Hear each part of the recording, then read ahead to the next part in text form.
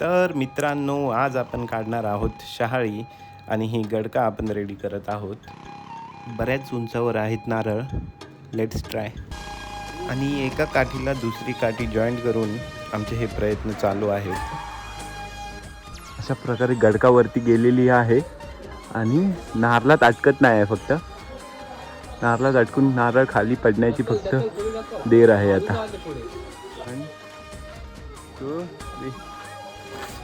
अरे यार, गडकाच तुटली. पण काही नाही, आम्ही पुन्हा दुसरी गडका बांधून प्रयत्न चालू ठेवले आमचे.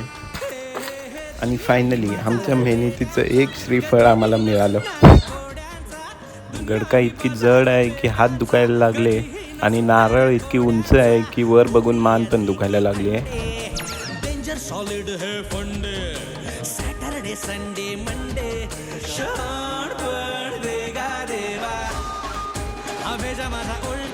गडका खूपच जड आहे, दोघांना सुद्धा सावरत नाहीये. आणि हा आमचा आता 5वा प्रयत्न चालू आहे.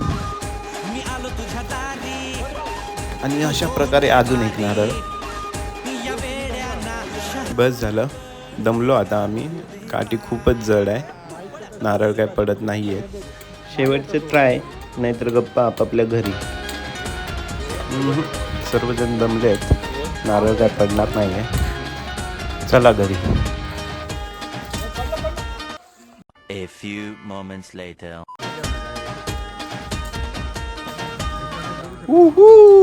नारळ काय पडले नाही म्हणून आम्ही मग शेवटी नारळ काढणाऱ्या काकांका बोलवलं नारळ काढून देऊसाठी. शहाळी खाऊची होती खास करून म्हणून काकांका बोलवलं.